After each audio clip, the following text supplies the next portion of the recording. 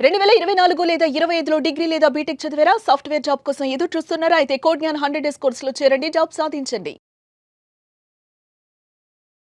చేవెళ్లలో జరిగినటువంటి tipper bus ప్రమాదంలో 25 మంది చనిపోయారు. అసలు ఈ 25 మంది ప్రాణాలు పోగొట్టడానికి మృత్యు శకటంలా దూసుకొచ్చింది టిప్పర్. 25 టన్నులతో అత్యధిక టన్నులతో వెళ్తున్నటువంటి కంకర లోడుతో వెళ్తున్నటువంటి టిప్పర్ నేరుగా బస్సును వేగంగా ఢీకొట్టడంతో బస్సు ప్రమాదంలో అప్పటికే గాయాలు పాలైనటువంటి వారందరి మీద కూడా ఒక్కసారిగా కంకర పడడంతో ఈ ప్రమాద తీవ్రత పెరిగింది, మృతుల సంఖ్య కూడా పెరిగింది. ప్రస్తుతం అక్కడ జరిగినటువంటి ప్రమాదం అప్డేట్స్ గురించి, అలాగే ప్రమాద తీవ్రత గురించి, ముఖ్యంగా మృత్యు శకటంగా మారినటువంటి టిప్పర్ గురించి అక్కడి నుంచి స్పాట్ నుంచి వివరించేటువంటి ప్రయత్నం చేస్తున్నారు Suman TV news CEO senior journalist Nirupama అక్కడ ఉన్నటువంటి సంఘటనా స్థలంలో ఈ ఘటనకు కారణమైనటువంటి టిప్పర్ గురించి ఫుల్ డీటెయిల్స్ వివరించే ప్రయత్నం చేయండి. ఇదిగోండి, ఏదైతే టిప్పర్ ఉందో అదే ఈ టిప్పర్. ఇది ఒకసారి చూడండి. 06T3879 అత్యంత ఘోరంగా జరిగినటువంటి ప్రమాదానికి కారణమైన ఆ టిప్పర్ ఇదే. చూడండి, మొత్తం ఈ పార్ట్ అంతా పోయింది తప్పించి పైన అంతా కూడా ఎక్కడ పోయినటువంటి పరిస్థితి లేదు, కనిపించట్లేదు. మనకు మామూలుగానే ఉంది. టిప్పర్ పైన పార్ట్ వరకు ఏమీ కాల, ఇక్కడ కిందనే ఎక్కువగా ప్రాబ్లం అయింది. మొత్తం అంతా పోయింది కూడా కిందనే పోయింది అంతా. ఒక్కసారి చూడొచ్చు, మీరు చూడండి, స్పష్టంగా కనిపిస్తోంది.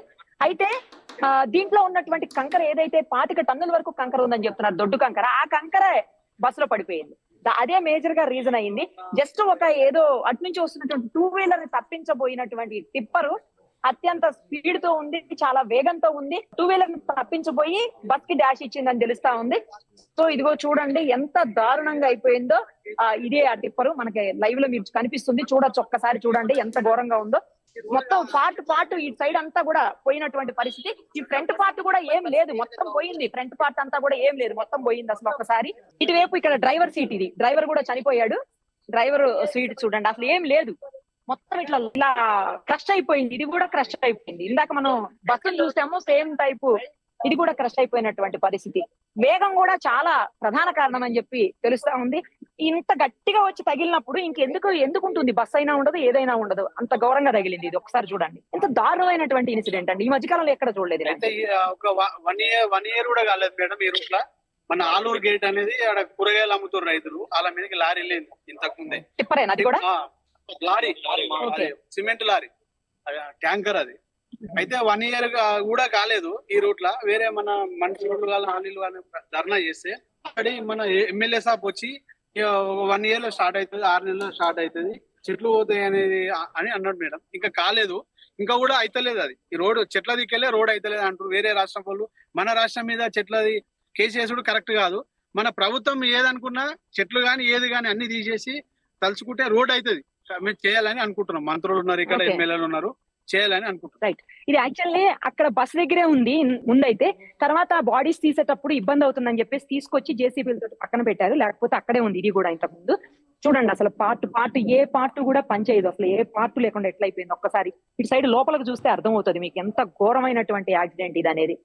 ఇంతకంటే చెప్పాల్సిన అవసరం లేదు, చూస్తేనే అర్థమైపోతుంది. ఇంతమంది, దాదాపు 25 మంది చనిపోయారు. 25 మంది చనిపోవడానికి కారణమైనటువంటి మృత్యు శకటం ఇదే.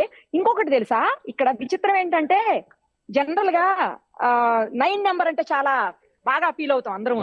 9 అంటే చాలా సెంటిమెంట్ గా, ఎస్ లక్కీ నెంబర్ అనుకుంటాము. ఆ 9 నెంబర్ కోసం కోట్లాది రూపాయలు, లక్షలాది రూపాయలు ఖర్చు పెడుతుంటాం ఆర్టీ ఆఫీస్ లో. బట్ వీళ్ళకి అనుకోకుండానే 9 నెంబర్ వచ్చింది. 3879 చూడండి, సేమ్ బస్ నెంబర్ కూడా 9 టోటల్. అది 9 ఇది 9 టోటల్ నెంబర్. అది 9 అయింది, ఇది కూడా 9, రెండు గుద్దుకున్నాయి. మరి ఇప్పుడు 9 కి లక్కీయా అన్లక్కీయా ఏమనుకోవాలి?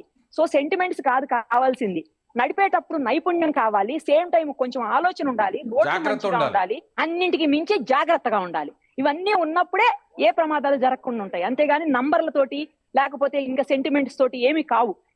అలా అయితే 2 నెంబర్లు 9 తోటి మెటల్ తో తయారు చేసినటువంటి టిప్పర్ గా తెలుస్తుంది.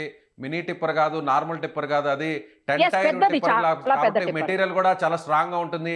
టిప్పర్ కంటే కూడా బస్సు లైట్ వెయిట్ తో అక్కడ బస్సు బిల్డ్ చేసి ఉంటారు కాబట్టి, సో బస్సులో ఉన్నటువంటి ఆ మెటీరియల్ అంతా కూడా ప్రయాణికులకి ఇంజూర్ అవడానికి, ప్రాణాలు పోవడానికి కారణమైంది. కానీ టిప్పర్ మాత్రం అవును. ముందు భాగం మాత్రమే స్వల్పంగా దెబ్బతినింది. వెనకున్నటువంటి ట్రక్కి ఏ మాత్రం కూడా ఒక చిన్న ఆ దెబ్బ ట్రక్ కూడా అసలు ఏమీ తగిలినట్టుగా కాలేదు, ఏమీ కాలేదు. లేదు. ఇది 12 టైరా అండి బండి?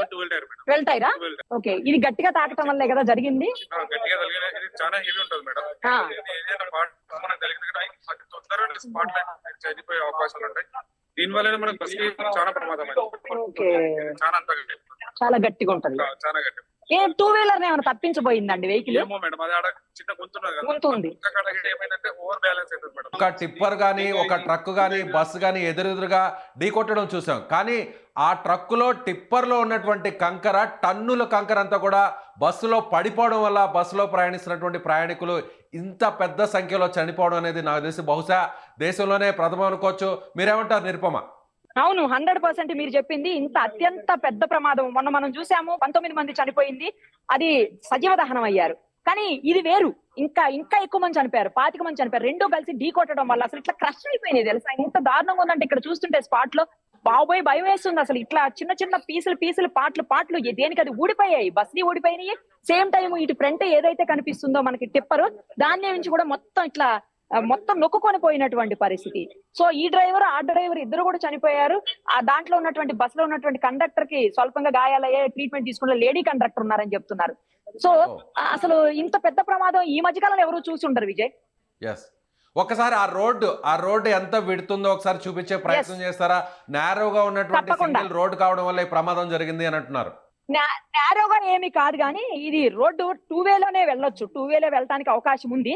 కాకపోతే ఏంటంటే ట్రాఫిక్ ఎక్కువైపోయింది, ప్రజెంట్ ఉన్నటువంటి కండిషన్స్ లో ట్రాఫిక్ ఎక్కువైపోయింది కాబట్టి రోడ్డు సరిపోవట్లేదు. అందుకే విస్తరణ పనులు చేపట్టాలి, విస్తరణ జరగాలి అని చెప్పేసి ఈ చుట్టుపక్కల ఉన్నటువంటి గ్రామస్తులు, లోకల్ వాళ్ళందరూ కూడా కోరుకున్నటువంటి పరిస్థితి. బట్ అది జరగలేదు. నేషనల్ గ్రీన్ ట్రిబ్యునల్ లో ప్రాబ్లం ఉందని చెప్పి కోర్టులో కేసు నడుస్తుండటం వల్ల జరగలేదు. కాబట్టి కంటిన్యూస్ గా వెహికల్స్ పోవటం మొదలు పెడితే కంటిన్యూస్ గా 40-50 వెహికల్స్ వెళ్తాయంట. సో కనీసం 2 వీలర్ కూడా అట్లీస్ట్ ఓవర్కమ్ చేసి ఓవర్టేక్ చేసుకుని ముందుకెళ్లేదానికి అసలు అవకాశం ఉండదంట. అంత ఘోరంగా ఉంటుంది పరిస్థితి. సో రోడ్డు విస్తరణ ఇమ్మీడియట్ గా జరగాల్సినటువంటి అవసరం ఉంది అనేది అందుకే అంటున్నారు చుట్టుపక్కల వాళ్ళు. వెహికల్స్ పెరిగిపోయాయి, చిన్నదైపోయింది రోడ్డు, ఎప్పుడో ఉన్నటువంటి రోడ్డు కాబట్టి అది ఇప్పుడు పరిస్థితులకి, ఇప్పుడు ఉన్నటువంటి ట్రాఫిక్ కండిషన్స్ కి సరిపోవట్లేదు. సేమ్ టైము ఆ గుంతలు కూడా అక్కడక్కడ మరమ్మతులు కూడా చేపట్టాల్సినటువంటి అవసరం ఉంది. ఈ రోడ్లో చాలా చోట్ల గుంతలు, ఇప్పుడు మేము వచ్చేటప్పుడు కూడా చూసాము, చాలా చోట్ల గుంతలు ఉన్నాయి. అప్పా జంక్షన్ దగ్గర నుంచి చూసుకుంటే మన్యగూడ వరకు కూడా ఇలాగే ఉంటుందంట పరిస్థితి. రోజు ఏదో అక్కడ అధికారులు, మీరు అక్కడ స్థానికంగా ఉన్నటువంటి లోకల్ గా అక్కడ రెస్క్యూ చేస్తున్నటువంటి ఆపరేషన్ లో ఉన్నటువంటి అధికారులతో కూడా మాట్లాడి ఉంటారు. రెండు కూడా అటు బస్సు కానీ టిప్పర్ కానీ ఎంత వేగంతో వెళుతున్నాయి, ఎంత స్పీడ్ తో వెళ్తున్నాయి అనేది ఏమైనా సమాచారం వచ్చిందా? రెండు కూడా చాలా ఓవర్ స్పీడ్ తోటి ఉన్నాయని చెప్తున్నారు. ఆల్మోస్ట్ 100 అబోవ్ టిప్పర్ ఉందని చెప్తున్నారు, దగ్గరలో బస్సు కూడా ఉందని చెప్తున్నారు. కానీ బస్సులకి మరి యాక్చువల్ గా వాళ్ళకి స్పీడ్ కి లిమిట్ ఉంటుంది, ఆ లిమిట్ దాటి వెళ్తున్నట్టు చెప్తున్నారు బస్ కూడా. ఎందుకంటే అది గవర్నమెంట్, పూర్తి స్థాయిలో గవర్నమెంట్ బస్ కాదు, బయట నుంచి తీసుకొని కొన్ని హైర్ చేసుకుంటారు కదా ఆర్టీసీకి, ఆ బస్ అని చెప్తున్నారు. సో అలాంటప్పుడు వాటికి స్పీడ్ కంట్రోల్ అనేది ఉండకపోవచ్చు. సో దాని వల్ల కూడా ఎవరు చూసినా ఎవరు చెప్పినా కూడా ఇద్దరు చెప్పేది, బస్సులో వాళ్ళు కూడా ఎవరు అంటే అంతకుముందు ఇప్పుడు లేరు, కానీ బస్సులో వాళ్ళు హాస్పిటల్కి వెళ్ళిపోయారు, బాగున్న వాళ్ళు ఇంటికి వెళ్ళిపోయారు. సో వాళ్ళందరూ చెప్పేది కూడా అక్కడ స్థానికులు చెప్పారు, రెండు కూడా చాలా స్పీడ్ తోటే ఉన్నాయి అని చెప్పేసి. ఆ కారణంతో ఇంత పెద్ద ప్రమాదానికి కారణమైందని చెప్పి తెలుస్తోంది. రైట్ నిరుపమ, మళ్ళీ మిమ్మల్ని మాట్లాడించేటువంటి ప్రయత్నం చేస్తాం. సో ఇది చేవెళ్లలో జరిగినటువంటి అత్యంత దారుణమైనటువంటి రోడ్డు ప్రమాదం.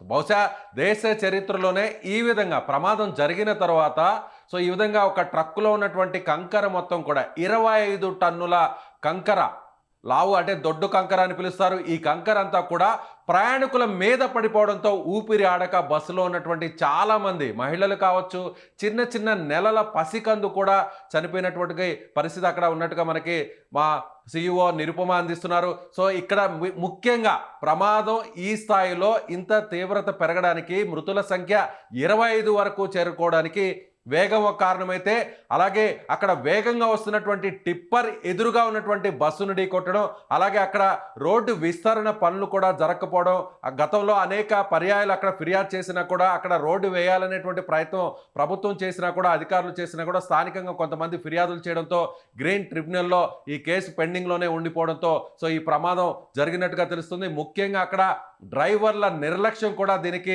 కారణంగా తెలుస్తుంది. మరింత సమాచారాన్ని తెలుసుకునేందుకు మళ్ళీ కూడా తెలుసుకునేటువంటి ప్రయత్నం అయితే చేద్దాం.